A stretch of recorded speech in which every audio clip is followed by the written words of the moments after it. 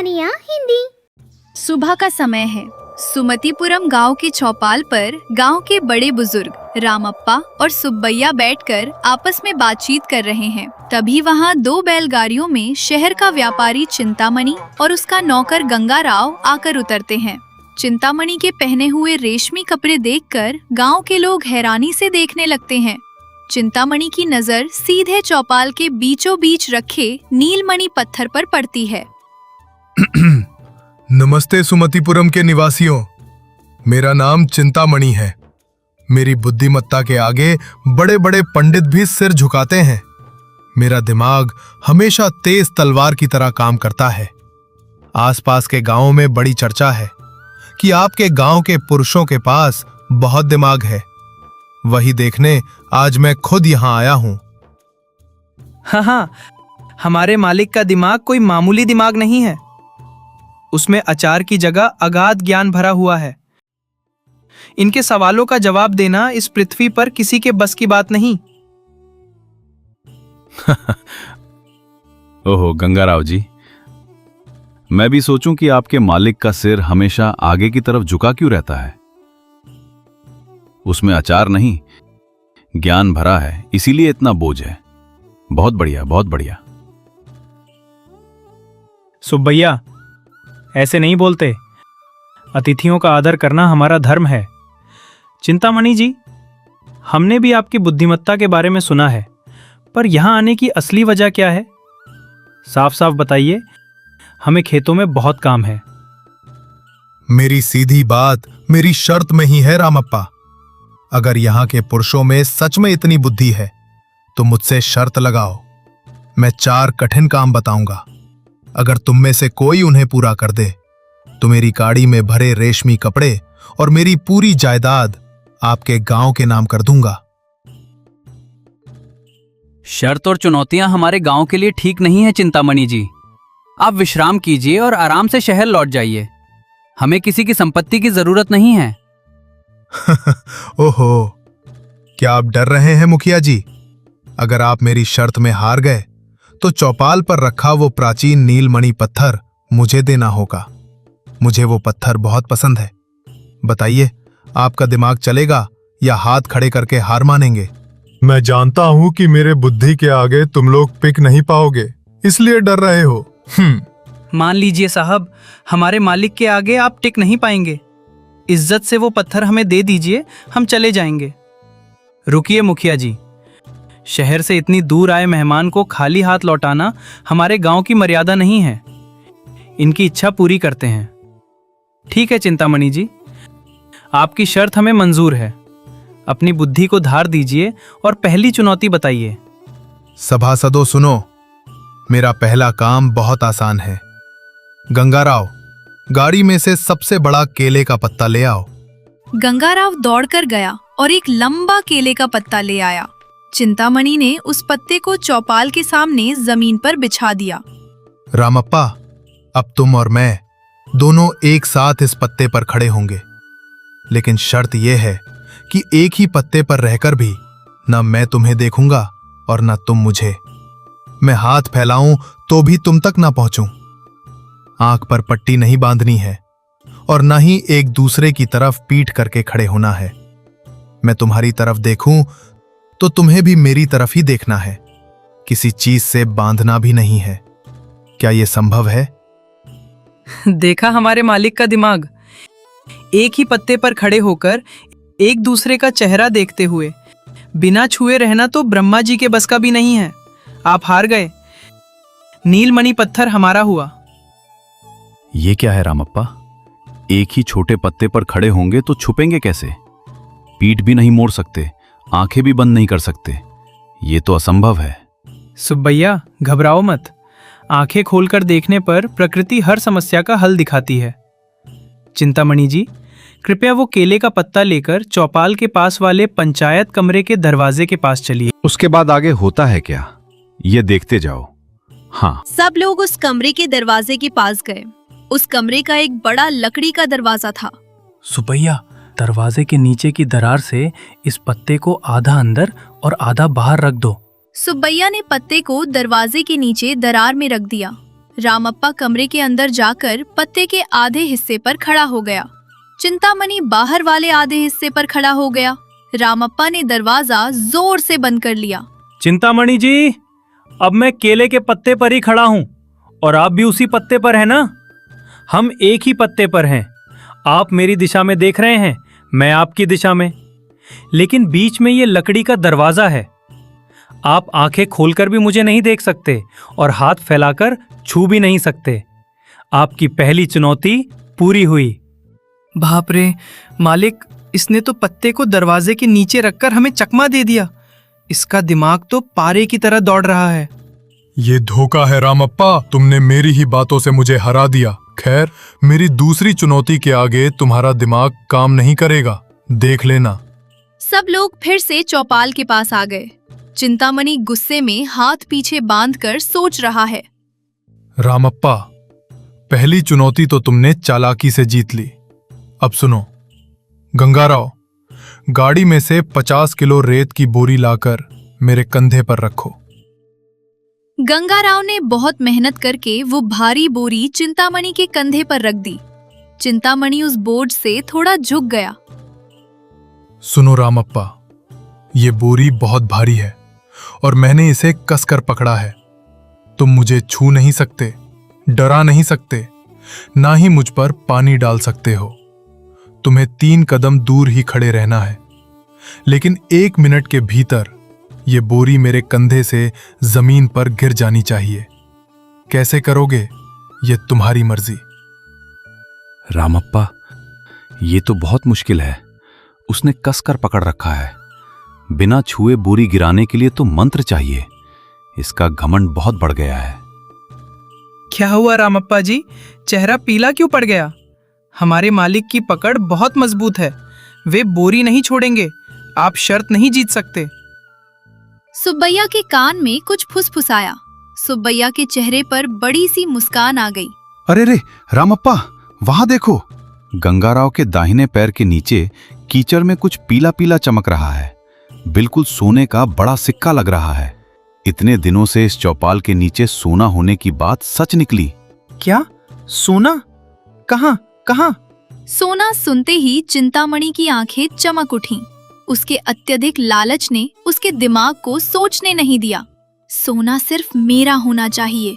इसी लालच में उसने जैसे ही दोनों हाथ आगे फैलाए, उसके कंधे पर रखी 50 किलो रेत की बोरी फिसलकर धड़ाम से जमीन पर गिर पड़ी।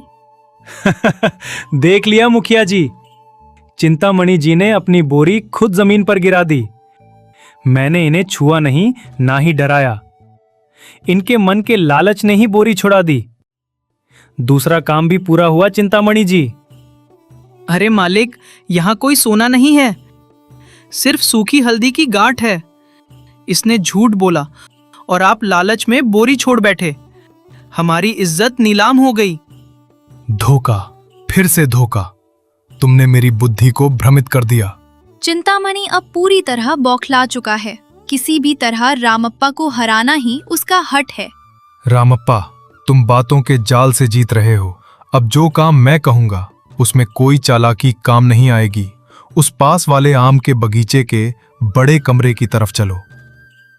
सब लोग उस खाली गोदाम के पास गए। वो बहुत बड़ा और पूरी तरह खाली था। इस कमरे को सुई चुभने की जगह छोड़े बिना पूरी तरह भरना है। पूरा कमरा भर जाना चाहिए। रेत, मिट्टी, पानी या अनाज का इस्तेमाल नहीं करना है, ना ही इसे घास से भरना है।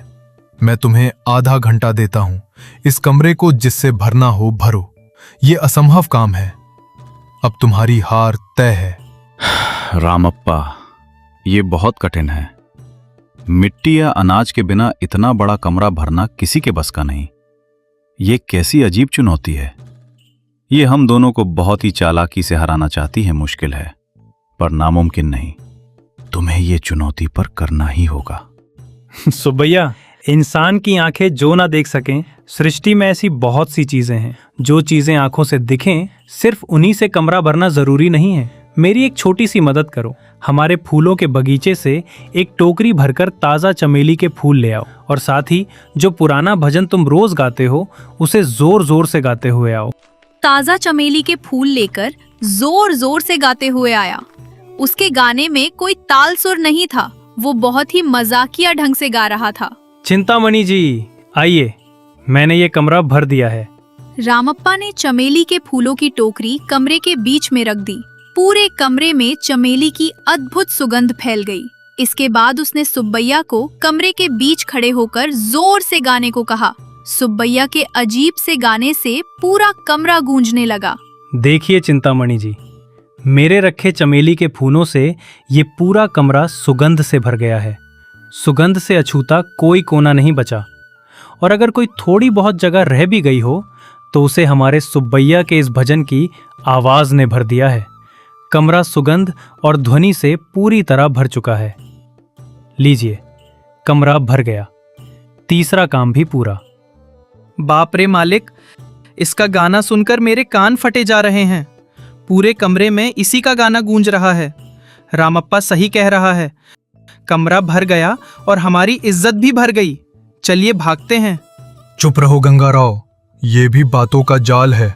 रामप्पा, तुम मेरे धैर्य की परीक्षा ले रहे हो। अब आखिरी चुनौती, ये सबसे कठिन है। इसे पार कर लिया तो तुम जीत गए। सूरज सिर पर आ गया है। गांव के लोग उत्सुकता से देख रहे हैं। चिंतामणि पसीना पोंछते हुए गंभीर होकर खड़ा हो गया। रामप्पा, ये आखिरी शर्त किसी सामान से नहीं, केवल शब्दों से होगी। मैं तुमसे 3 सवाल पूछूंगा, तुम्हें जवाब देना होगा। उसके बाद तुम मुझसे 3 सवाल पूछना, मैं जवाब दूंगा।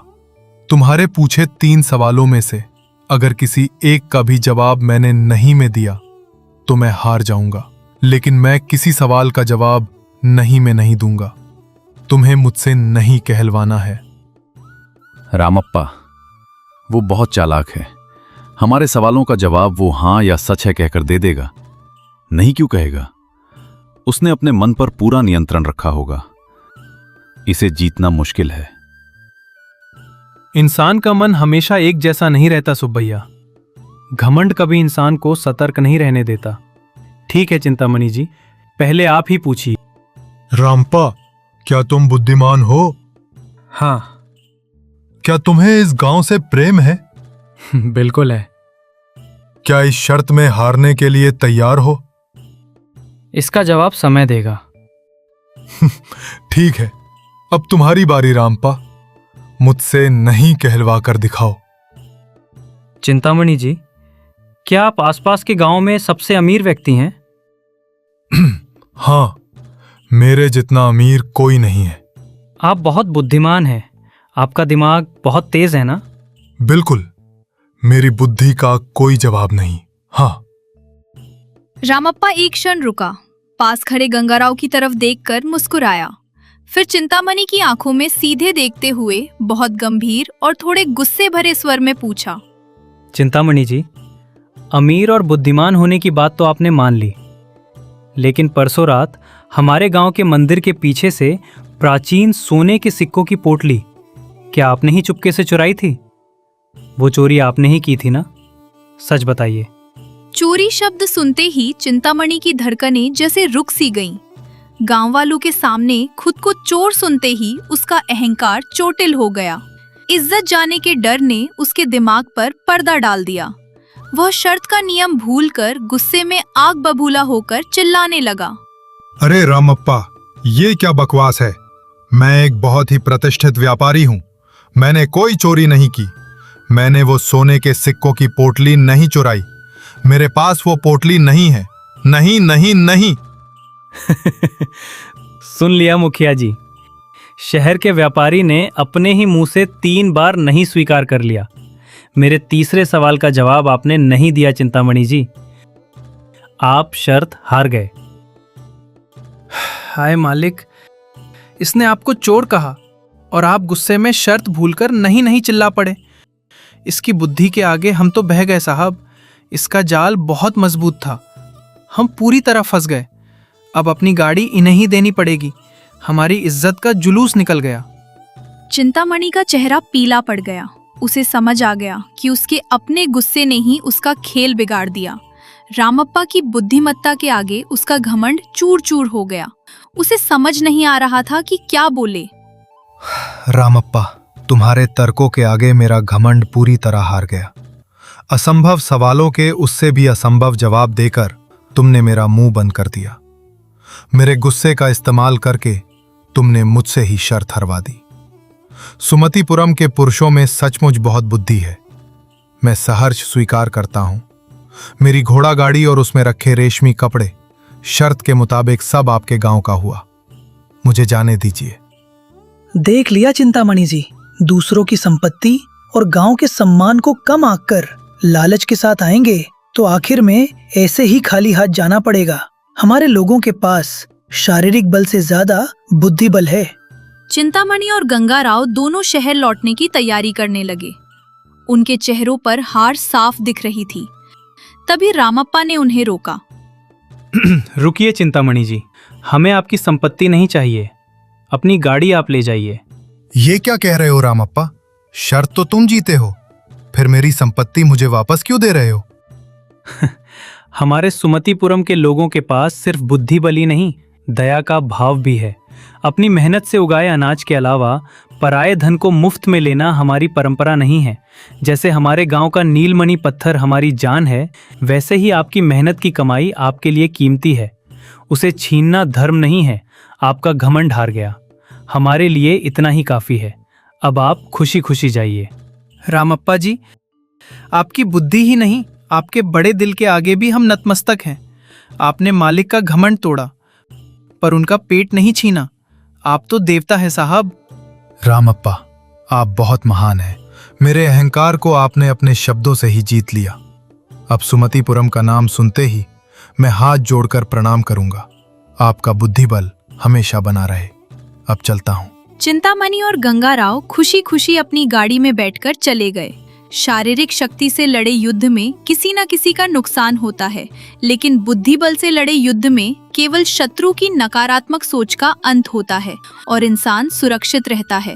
रामप्पा ने ये साबित कर दिया। सुमतिपुरम के निवासियों की हंसी खुशी के बीच कहानी शांतिपूर्वक समाप्त होती है। समय सूझबूझ कितनी भी कठिन समस्या क्यों ना हो, अगर शांत दिमाग और सूझबूझ से सोचा जाए तो उसका आसान हल निकल आता है।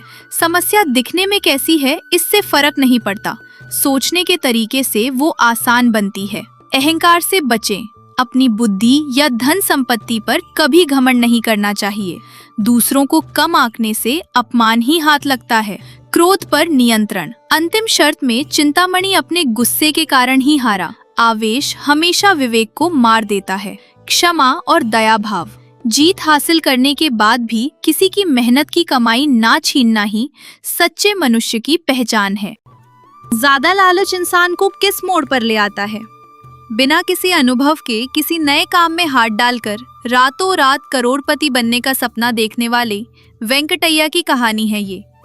अपनी पत्नी सीताम्मा की बात न मानकर गांव के किनारे रहने वाले भद्रैया के साथ मिलकर उसने जो मुर्गियों का धंधा शुरू किया था, उसका आखिर में क्या हुआ? क्या उन मुर्गियों के अंडों ने वेंकटैया को मुनाफा दिलाया या फिर नई मुसीबत में डाल दिया? ये 1900 के दौर की बात है। उस गांव का नाम चिंतापल्ले था। पूरा गांव हरे भरे खेतों, बैलगाड़ियों की आवाजों और पीपल के पेड़ के नीचे जुटने वाली चौपाल से हमेशा गुलजार रहता था। उसी गांव में वेंकटैया नाम का एक साधारण किसान रहता था। उसे कड़ी मेहनत करने से ज्यादा कोई उल्टा सीधा जुगाड़ करके जल्दी पैसा कमाने का शौक था। उसकी पत्नी सीताम्मा बहुत समझदार और तेज तर्रार थी। घर के कामकाज के साथ साथ वो वेंकटैया की हर उल्टी सीधी हरकत को वक्त पर रोक देती थी। एक दिन वेंकटैया किसी गहरी सोच में डूबा हुआ दीवार की तरफ देखते हुए हवा में ही हिसाब किताब लगा रहा था। सीताम्मा अंदर से चावल साफ करते हुए बाहर आई। अजी सुनते हो, उस दीवार पर ऐसा क्या है जो ऐसे टुक टुक निहारे जा रहे हो? सुबह सुबह उठकर खेत जाने के बजाय हवा में। सीताम्मा, तुम्हें दुनिया की समझ कम है। इस कड़ी धूप में खेत जोतना, खरपतवार निकालना, ये सब पुराने जमाने के तौर तरीके हैं। अब वक्त बदल गया है। मैंने एक नया धंधा सोचा है। मुझे तुम्हारे धंधों के बारे में नहीं पता क्या? अभी उस दिन तंबाकू का धंधा कहकर सारे पैसे डुबो दिए और कोने में बैठ गए। अब फिर से क्या नया रायता फैला रहे हो? तब किस्मत ने साथ नहीं दिया था सीता अम्मा। अब ऐसा नहीं है। मैं मुर्गियों का धंधा शुरू कर रहा हूँ। गांव के किनारे रहने वाले भद्रैया से 100 मुर्गियां खरीदूंगा। वे रोज 100 अंडे देंगी। उन अंडों से बच्चे निकलवाएंगे तो 1000 मुर्गियां हो जाएंगी। फिर उन 1000 मुर्गियों को बेचकर हम अपनी बड़ी सी हवेली खड़ी कर लेंगे। अरे बाप रे, 1000 मुर्गियां? तब तक क्या वो मुर्गियां अंडे ही देती रहेंगी? और उन्हें दाना कौन डालेगा? उन्हें कोई बीमारी हो गई तो कौन सी दवा देनी है, कुछ पता है आपको? आपकी हालत तो ऐसी है कि हवा में दिया जलाकर भगवान भरोसे छोड़ देना। तुम हमेशा ऐसी ही बातें करती हो सीता अम्मा। औरतों में डर ज्यादा होता है। मैंने पूरा हिसाब लगाया है। भद्रैया ने भी बताया है कि ये कोई मामूली मुर्गियां नहीं हैं, विदेशी नस्ल की हैं। भद्रैया ने कहा? उसकी बात पर भरोसा किया तो समझो कुएं में कूद गए। वो तो झूठ की दुकान है। वो विदेशी मुर्गियां क्या बला हैं, मुझे समझ नहीं आ रहा। क्या वे हमारे गांव के मौसम को झेल पाएंगी? तुम बस करो सीता अम्मा। मैं जाकर भद्रैया से मिलता हूँ और एडवांस में कुछ पैसे दे आता हूँ। मुर्गियों का पिंजरा तैयार करवाओ। वेंकटैया रास्ते से जा ही रहा था कि उसे उसका दोस्त सोमैया मिला। सोमैया भी वेंकटैया जैसा ही था, पर थोड़ा संभल कर चलने वाला इंसान था। अरे वेंकटैया, धूप में इतनी तेजी से कहाँ भागे जा रहे हो? चेहरा चमक रहा है। लगता है कोई बड़ी लॉटरी हाथ लगने वाली है। हाँ सोमैया, सिर्फ तुम्हें बता रहा हूँ, किसी और से मत कहना। मैं मुर्गियों के धंधे में उतर रहा हूँ। लाखों कमाने वाला हूँ। मुर्गियाँ? बात तो अच्छी है, पर क्या तुम्हें उनके बारे में कुछ पता है? पड़ोस के गांव में पुल्लैया ने भी ऐसा ही शुरू किया था और आखिर में उसे चिकन बेचना पड़ा। पुल्लैया के पास दिमाग नहीं था सोमैया। मेरे पास एक सॉलिड प्लान है। मैं विदेशी मुर्गियां ला रहा हूँ। उनके अंडों का साइज बड़ा होता है। मार्केट में बहुत डिमांड है। विदेशी मुर्गियाँ? वो किस देश से आ रही है वेंकटैया? क्या उन्हें इंग्लिश बोलना आता है क्या?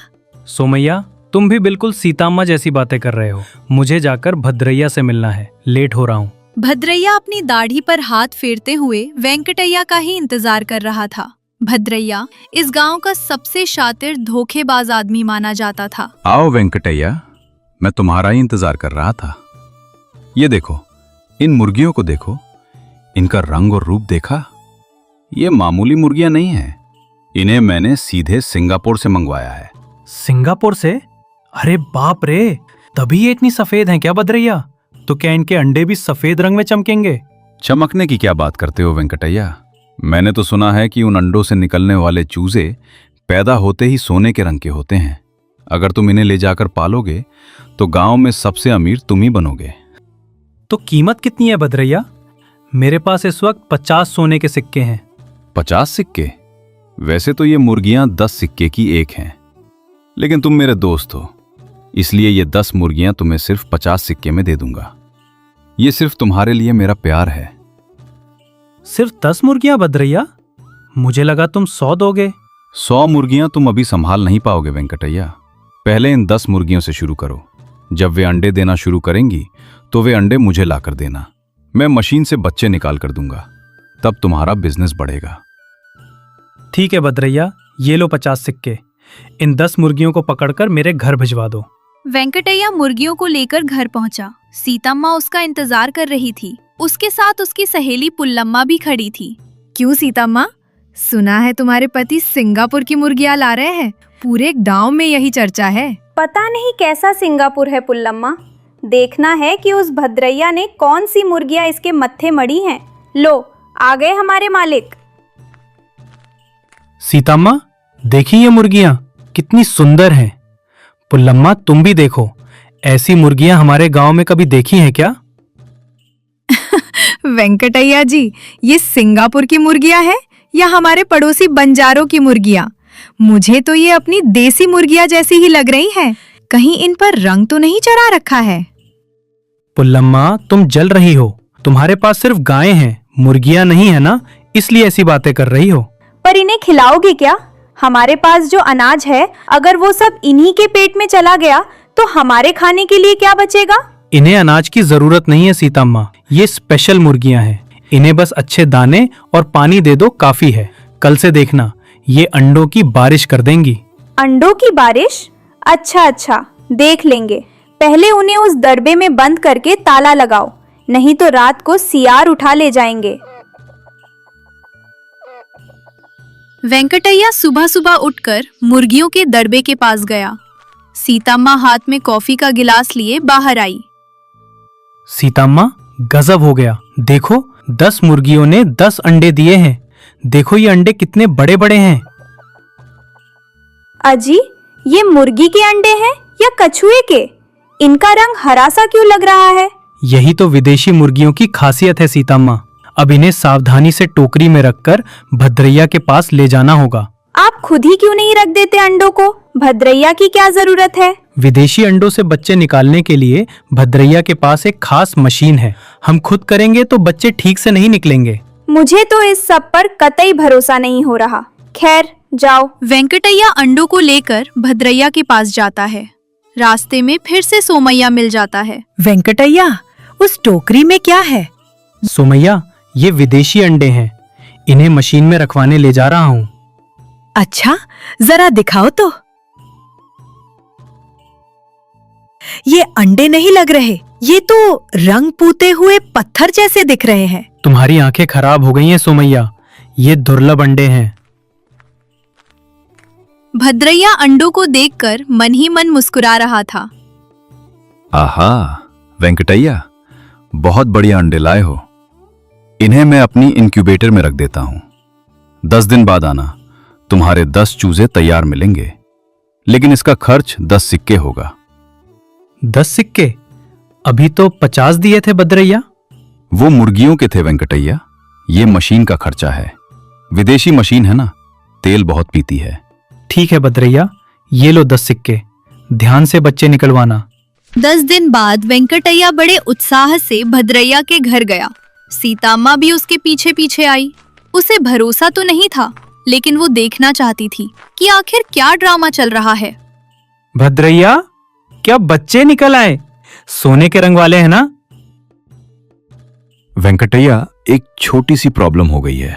मशीन में कुछ खराबी की वजह से बच्चे ठीक से नहीं निकल पाए। मतलब क्या हुआ भद्रैया? क्या एक भी नहीं बचा? निकले तो हैं, लेकिन वे मुर्गियों के बच्चे नहीं हैं। कुछ बत्तख के बच्चों जैसे दिख रहे हैं। बत्तख के बच्चे?